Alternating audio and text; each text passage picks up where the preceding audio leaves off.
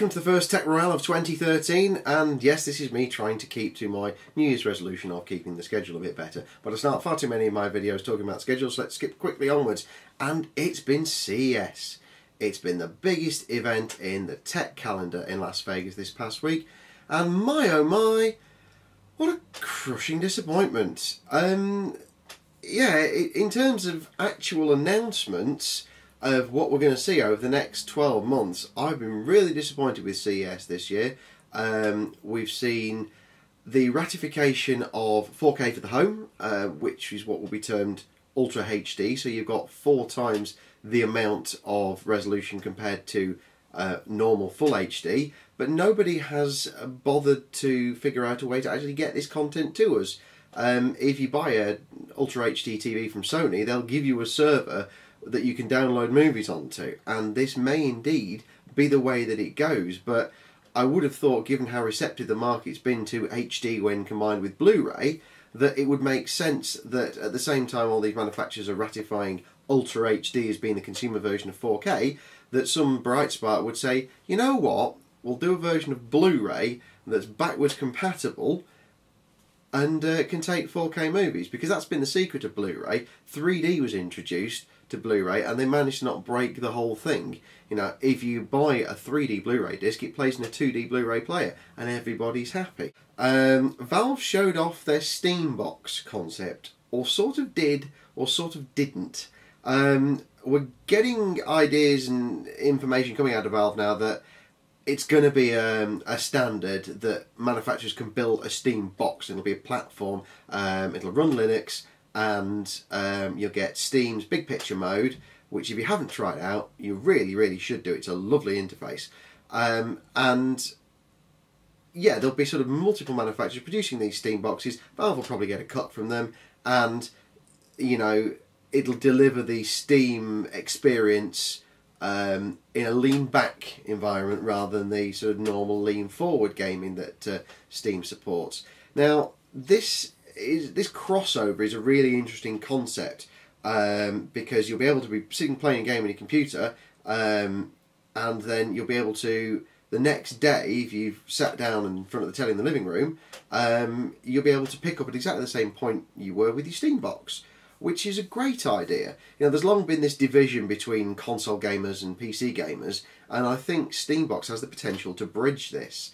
They need to get their backsides in gear though, because if they don't bring it out before the next box and the PS4 hit market, then it'll be stillborn. It just won't get the traction. They need to present themselves as a credible alternative to Microsoft and Sony, because let's face it, Nintendo don't count at the moment.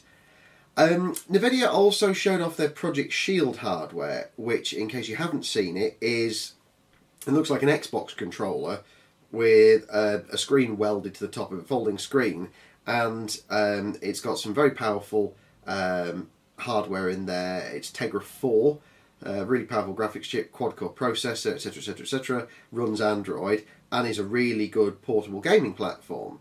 However, if you're at home, it's got the ability to hook into that hopefully fat Nvidia GPU you've got in your desktop machine and stream PC games to this handheld. So you've got the ability to play COD Blops sitting on your sofa. Now, I think you'll be beginning to see a sort of common message here between what Valve are trying to do and what Nvidia are trying to do. Admittedly, Nvidia are trying to do it with a handheld, but I wouldn't be too surprised if there is a TV module that's available for this Project Shield by the time it gets to market. So that's really it for me for CES. There was a few odds and sods that kicked around, but overall I was really quite disappointed with what is normally the big tech event of the year. It sets the tone for the industry for the next 12 months. So what I thought I'd do with the rest of this episode of Tech Royale was dedicated to GamesMaster. Now, I've been signing off Bring Back GamesMaster since I started Tech Royale, and a few people have asked me why. So this is sort of a little bit about GamesMaster and a little bit about the reasons why I loved it so much and think we should bring it back.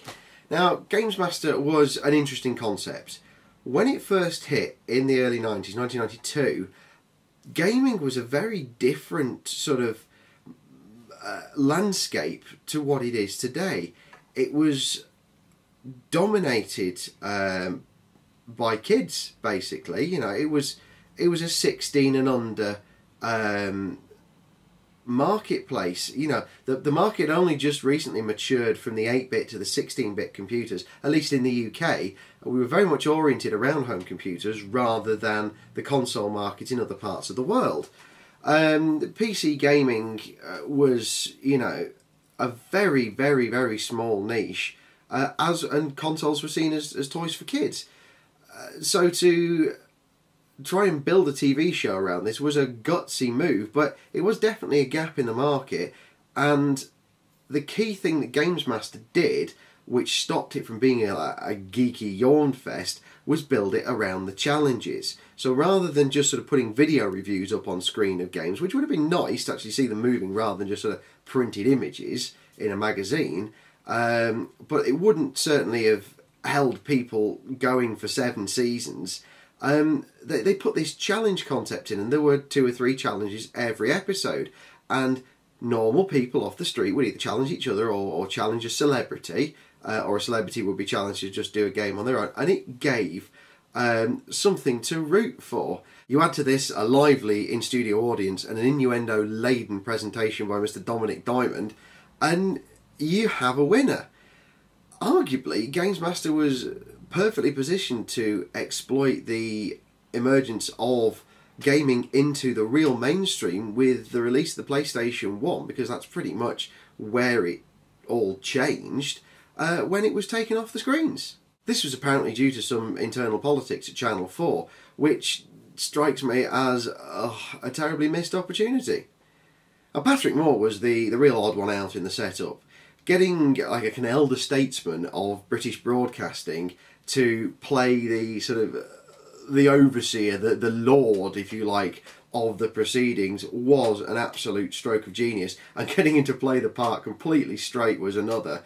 He was digitally masked up to look like he wasn't actually a real human being, and it really helped with the group camaraderie of the show. If you got into GamesMaster, which sadly I never did, you know, you could be chosen to be beamed up into GamesMaster's virtual world and ask, I'm sure, a scripted question about some computer games tips that they had. But it helped tie all the show together, and it was that sort of thinking that led the show to be set in various different places, like initially the church, and then the oil rig, and then it went on to, I think there was the converted prison, and then like hell and heaven and a castaway island. You know, it was completely crazy, but that was the ethos of GamesMaster. It left us in 1998, and since then there's been no major mainstream coverage of computer games on UK TV. I suppose you could argue that there are hundreds of video game review sites out there that have video channels and video presenters and the like, but there's nothing that quite holds it together the way GamesMaster did. You could also argue that in the modern multi-channel world, GamesMaster simply wouldn't get the viewing figures that it did do when you had 4 channels, and there was a good chance that people would sort of flip over to GamesMaster because it was mildly entertaining and Dominic would say something that was a bit near the knuckle. But I'd say it deserves another chance. You know, there's programs dedicated to teenage mothers and people who live in caravans and, you know, strange individuals who can't get a date. So why can't we have half an hour a week dedicated to one of the UK's biggest hobbies? Well, that's all for this episode of Tech Royale. Thank you very much for tuning in. I will be bringing a feature on the Galaxy Note to Tech Royale. It will probably be more of a living with a Galaxy Note rather than an out-and-out review. There's plenty of reviews out there, and I want to sort of bring a slightly different spin to it, but it's my daily driver, and I'm still just as much in love with it as I was the day I got it. So take care, everybody, and I'll see you soon. And bring back GamesMaster.